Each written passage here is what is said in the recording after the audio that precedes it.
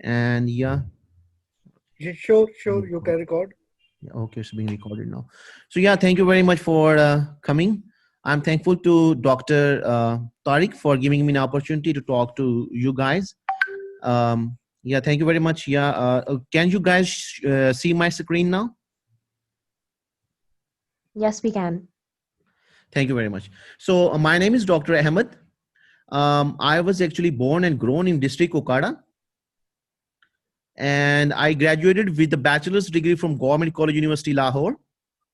And after graduating from Government College University Lahore, that's with distinction, I moved to Islamabad, and I passed my master's, MSc, and MPhil degrees from Quaid-e-Azam University.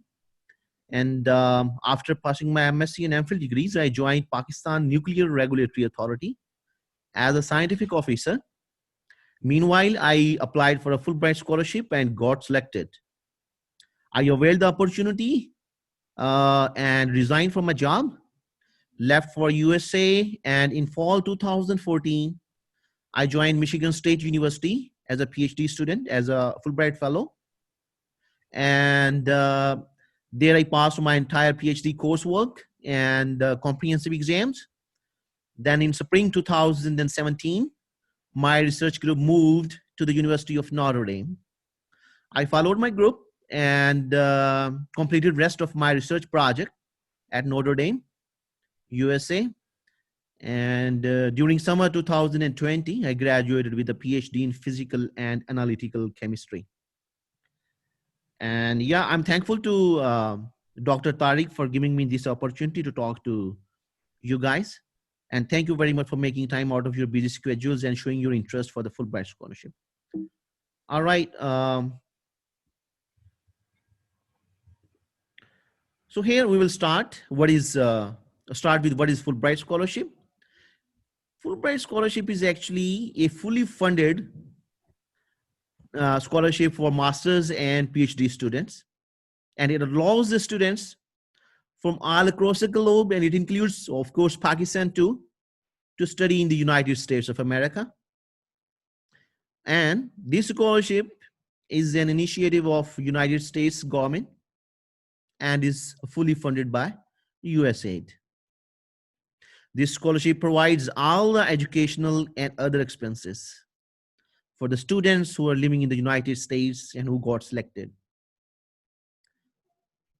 And students from across the globe, from all over the world, belonging to about 155 nations, including Pakistan, can take part in this scholarship. Is that clear? So this is a fully funded scholarship for masters and PhD students, and it will allow the students to go to the United States, to reside there and study there. And it's being funded by USAID. It meets all your needs, all your requirements, all your expenditures that you will incur in the United States of America. Is that clear? Should I go ahead, friends? Yes, Yes, sir. you. All right. Sounds good. So now the question is, Sir, who can sorry to apply? interrupt, but can you add participants who are in waiting room, if there Excuse, are any? excuse me, ma'am? I'm asking you to add participants who are in waiting room. I'm not sure how can I do that. So can you please guide me Um, how to do that? So here are participants. So admit, 6 waiting, admit, yes, admit, admit all. So I yes. have admitted all of them. Is Thank it, you. thank you, no problem. Thank you very much. All right. So, all right. So now the question is, what are the host institutes of Fulbright scholarship? The now host institutions are all the universities, all accredited universities and institutions of United States. It can include even community college too. So I met a couple of Fulbrighters who were actually studying at community colleges. So it includes top universities, it includes community colleges too. Now, what is covered under Fulbright scholarship? As I have already told you guys, the grant covers almost all the expenditures, all the expenses under the Fulbright scholarship, and it includes your tuition fee, textbooks. It's not textbooks, it's textbooks. That's like error. It includes your textbooks and all other study materials required.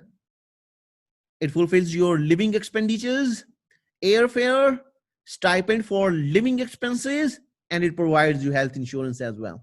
Health, you know that it's pretty expensive there. Medical is pretty expensive in the United States of America. And I would like to share one experience. One day I got sick and I had no idea that medical is too expensive in the United States of America, and I was being rushed to for an emergency treatment. And when I received the bills, they were around uh, $3,250. It was just like a kind of half an hour treatment that they had provided me. But I was lucky that I was I was being fully covered under Fulbright scholarship. I just had to pay $25, and rest of the bill was paid by the health insurance that was being provided to me by Fulbright. So that's a good point. That's a very good thing for the Fulbrighters, that they are completely covered under Fulbright for their health insurance. All right, I can go ahead. Friends, is that clear? Can I go ahead? Yes, yes. Yes, sir. All right. So now I'm going to talk about what is the eligibility criteria of Fulbright scholarship. So you have to be a citizen of Pakistan with a strong academic background. When I say strong academic background, that means that you should have distinction in your educational career. You should be a topper. You should be a kind of, merit certificate holders, and yeah, something like that, that you should have a very good grade in your terminal degree especially. And then selected students are expected to exhibit leadership qualities. So you should be a leader. So you should have a kind of, you should be involved in kind of, extracurricular activity. And you should be running an NGO. That's a plus point for you. So if you are president of some organization that's being run in your university, that's a very plus point for you too. So then students are supposed to act as a representative of both the Pakistani and American community. So you have to represent both the Pakistani and community and American community. So you should have guts. You should have capability to act as a bond, to act as a person who will bring both nations close together, Pakistani and American nations, I mean. Okay, so you have to behave like you are going to bring both nations close together. So there are so many misconceptions in Pakistanis against Americans. There are so many misconceptions in Americans against Pakistanis. So you have to, so you're supposed to act like that. You're going to bring both nations close together, and you're going to remove those misconceptions. All right.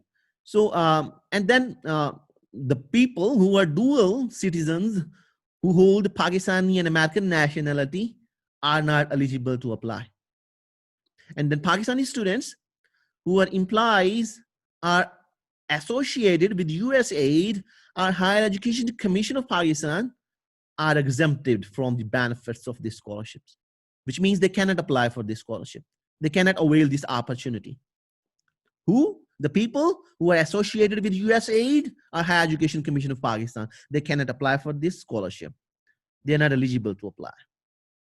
So, and the people who have already availed the Fulbright funding from United States Educational Foundation in Pakistan, they are not eligible to apply a second time. So, for example, if I have availed this opportunity once, I have done my PhD on Fulbright scholarship, then now I cannot go for my postdoc on Fulbright scholarship. So the people who have done their PhDs from somewhere else, they can go for their postdoc research in the United States, and they can avail this opportunity. I can't, but the people who have not already availed this opportunity, they can. And now, Pakistani citizens who is on a work visa in any country is ineligible, like who holds a work permit for Saudi Arabia, for UK, or for any other country cannot apply for this scholarship. The Pakistani students who are already studying in the United States, they cannot also apply for this scholarship. They are also ineligible for this scholarship. They can't apply for this scholarship. All right. Now, What are the documents needed for the Fulbright scholarship? It's a long list. Unfortunately or fortunately, I can't say anything about it, but you guys should like decide about it. What's is that good or not? So there's a long list of documents needed for Fulbright scholarship. So you have to have an official transcript of the degree, and it should be attested by Higher Education Commission of Pakistan. So official transcript, and plus it should be attested by Higher Education Commission of Pakistan. And then you should have degree. So there's difference between transcript and degree. You guys know, I think Americans call it diploma, but we call it degree. So you should have a degree from the Pakistani university, and it should be attested by Higher Education Commission of Pakistan as well. And then you have to have GRE test score. And the people who got selected for Fulbright scholarship last year, the minimum score was 138 in verbal and 136 in quantitative assessment. And I think 160 is maximum score. And out of 160, you have to have 138, I think, in verbal and 136 in quantitative. So that, I think, is the minimum score that you have to have. GRE is a graduate record examination. Like if you want me to give you guys a separate lecture, how to prepare for a GRE test and how to score well, I can make a separate presentation for that. But right now, I'm talking about Fulbright scholarship and how can we win that. But it's not possible for me to talk about GRE in detail. So it's the GRE journal test. It's being conducted at 3 different centers of Pakistan. First is a Prometric Center, Islamabad, and then you have then you can like take this test in Lahore and in Karachi as well. So GRE journal test. So for example, if you are a chemistry student, then maybe you will have to have GRE subject test as well, because that's the requirement of universities. So once Fulbright submits your application in different universities of United States of America, then universities will ask Fulbright that, okay, we're going to get admission to this guy, but we want this person to have GRE subject test as well. Then you will have to have GRE subject test as well, in addition to GRE journal test. So then is TOEFL test, because we are not native English speakers. So university requires TOEFL test, and it's this test is required as a proof of English proficiency. Then you will have to fill the application form. You will have to write your personal statement and some study research plan as well. You will have to provide it to United States Educational Foundation in Pakistan. So you will have to have you will have to get 3 reference letters. One from your advisor, one from your advisors, and 2 you can get from other professors, or from one from the head of the company you are working in, or something like that. But if you are applying for MBA program in United States of America, then you will have to have 2 years of work experience. Okay. And if you are applying for PhD, if you are a PhD aspirant and you want to seek admission and you want to get admission in the United States, then you have to have work experience in teaching, maybe in some private university and public sector university. Then you can get selected on Fulbright scholarship. So these are some of the requirements. These are some of the documents and requirements which I think are important to mention. So plus I would like to mention that these things are based on my personal experience. What I'm talking about is based on my personal experience. I'm not representative of United States Education Foundation Pakistan. I'm not official representative of GRE or something like that. I'm just an independent person now, and Dr. Tariq asked me, and yeah, so that's why I'm giving this presentation based on my personal experience and personal knowledge. All right, so I'm gonna go to the next slide. Do you guys have any question on this slide? No. All right, thank you. So what is the application procedure for Fulbright scholarship? So the application for the Fulbright scholarship is processed by the United States Educational Foundation in Pakistan. It's located in Islamabad. And Pakistani students must submit all their documents and requirements to them. Okay. So the applications are accepted by February. Sometimes this date varies. For example, due to COVID-19 this year, they had to extend the deadline many times. So it depends, but keep that in your mind that it can be February, it can be March as well. And after processing, results are announced in mid-October. So the people who are finalized as a final principal candidates of masters and PhD candidates as a PhD and PhD degrees, they are notified till mid of October. So then, like once you are selected, then they will submit your applications to different universities, and yeah, they will let you know that this is the university we are going to place you at, and then your visa process starts. The same thing, like the correspondence starts between you and one of the officer at United States Educational Foundation in Pakistan.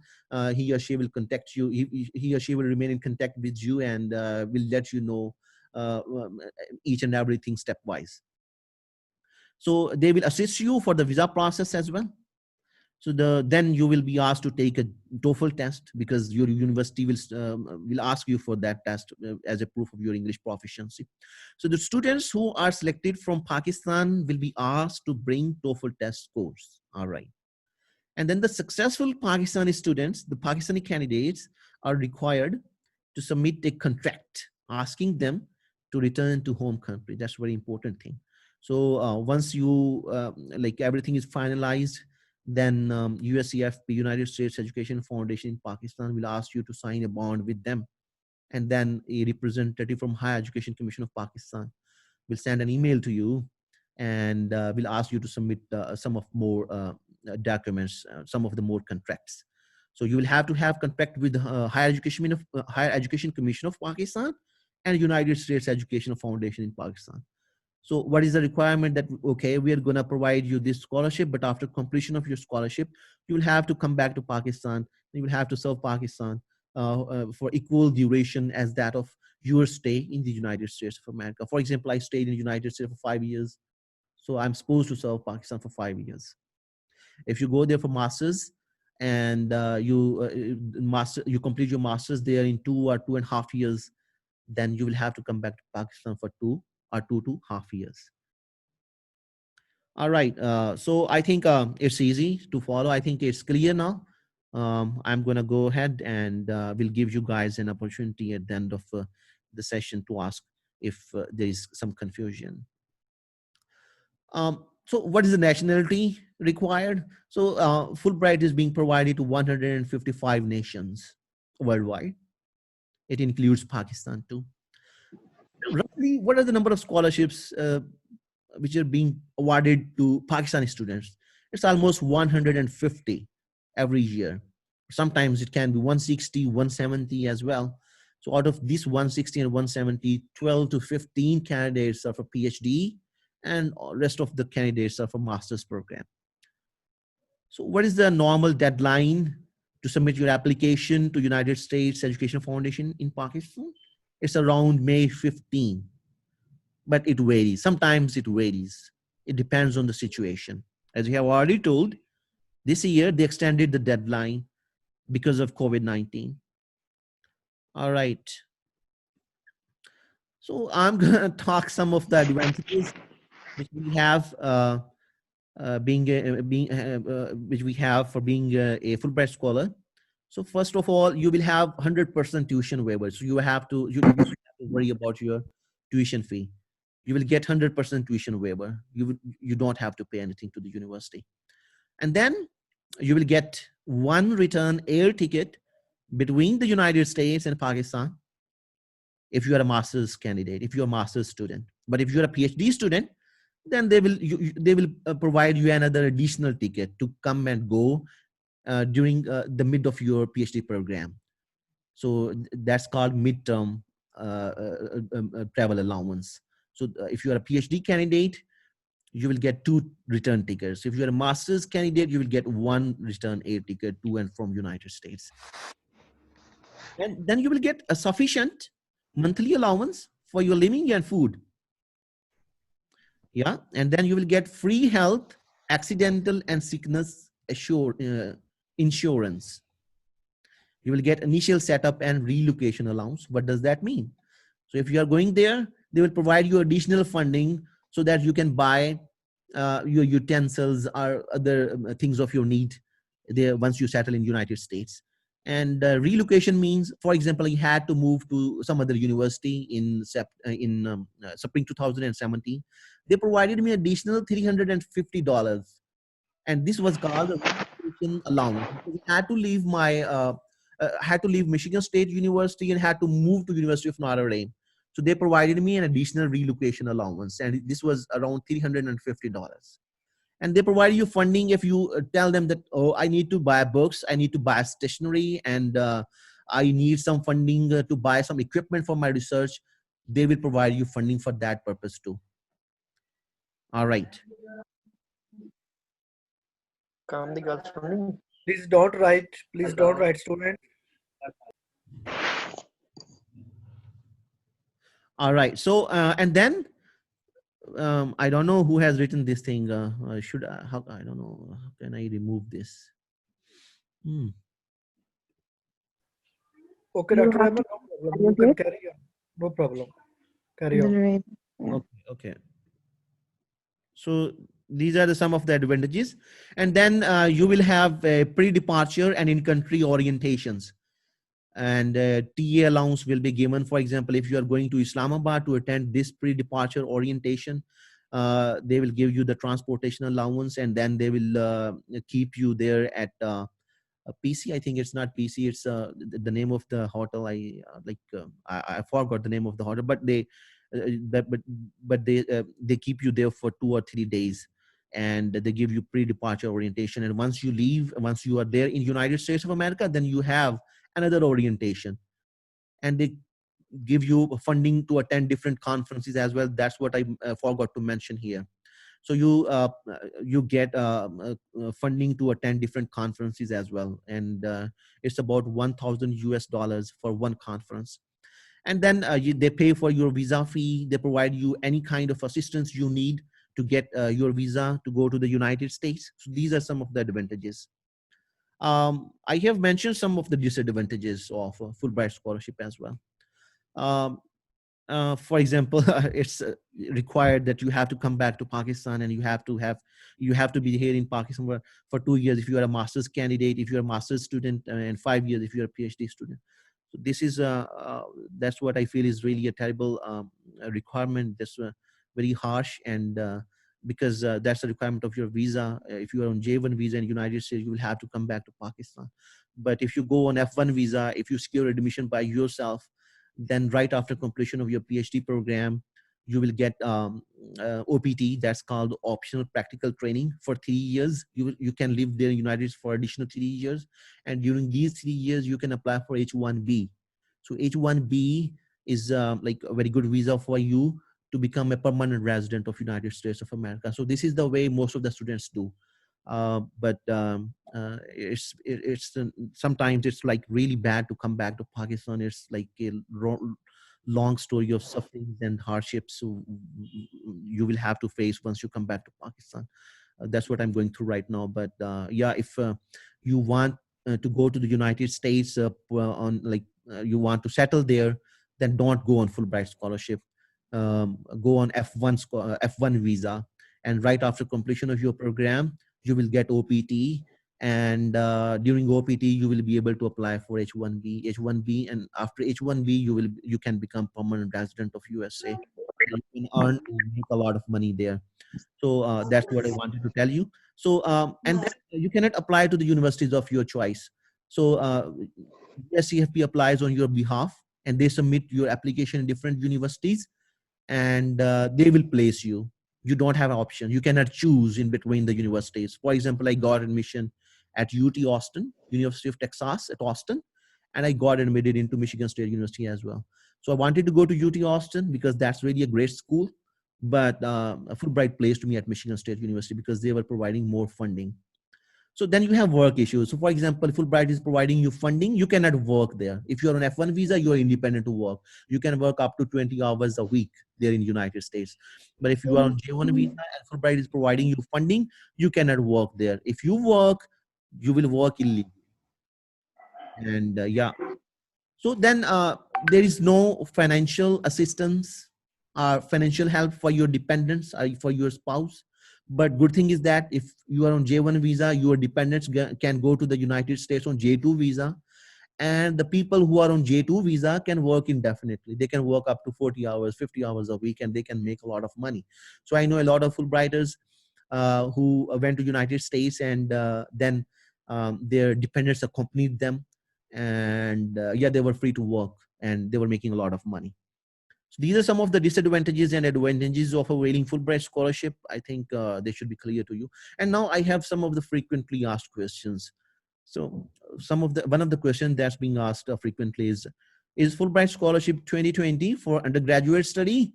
No, this is not for undergrad studies. This is for masters and for PhD.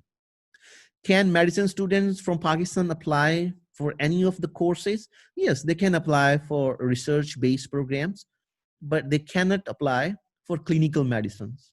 And then, do the Pakistani students with disabilities have a quota in Fulbright scholarship? No, but they will be preferred over other contenders. All right, couple more questions. Which Pakistani candidate is considered as most competent for Fulbright scholarship? Pakistani students with strong academic background, high GRE scores, and the students who have already done some community work, because the basic motive of this scholarship is to promote mutual understanding. All right, this should be clear. So do all Pakistani students get visa if selected under the Fulbright scholarship? Answer is yes. Care is taken. All the shortlisted Pakistani students get the visa. All right. The last question, does a Pakistani student need to give a TOEFL examination for Fulbright scholarship? Answer is yes, since English is not the official language of Pakistan. So these are some of the frequently asked questions. And then this is the end of the presentation. Thank you very much for your attention. I hope I could have answered most of the questions that were coming to your mind, but still, if you have any questions, please let me know, and I'm open for questions now.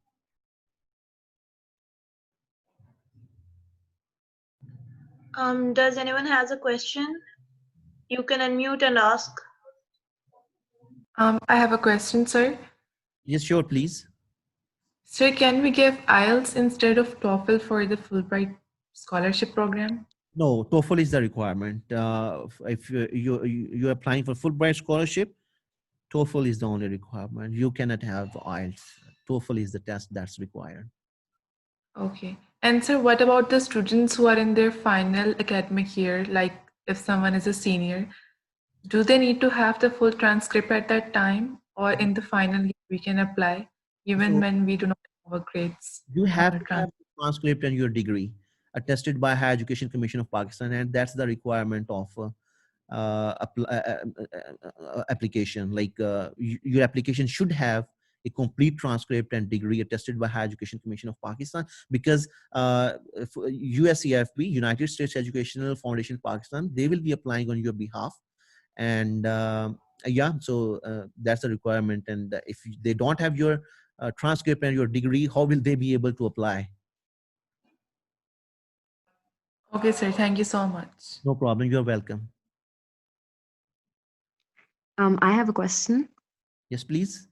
So, for example, if someone from FC College was going to get their master's from America, how would it be different from getting a master's over here? Like, in your experience, how was it different to get your PhD from over there?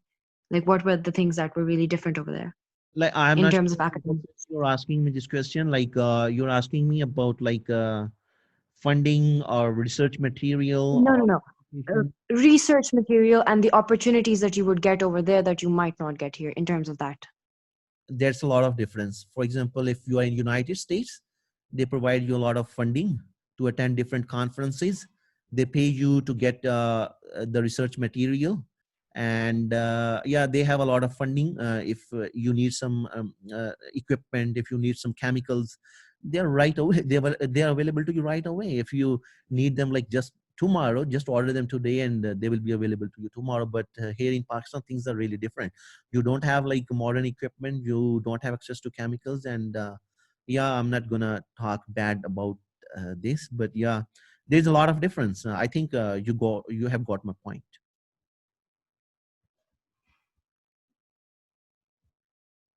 Yes, thank you.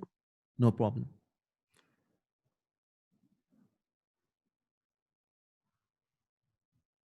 And yeah, universities, the educational system of the universities of United States is the best one in the world.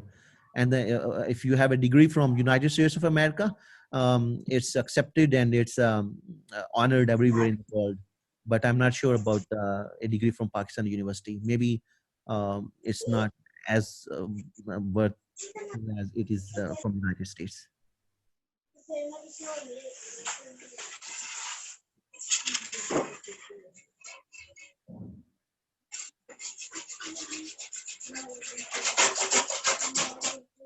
Yes, any questions? Ahmed, thank you very much. I think there is no more question. I think Yes, Tariq, you can it's provide my email address to your students. And yeah, if they have any questions, we can have another session in the future. If they want to know more about graduate record examination and how to prepare for that, we can have a separate session on that as well. And yeah, thank you very much, guys, for being here. I really appreciate your presence.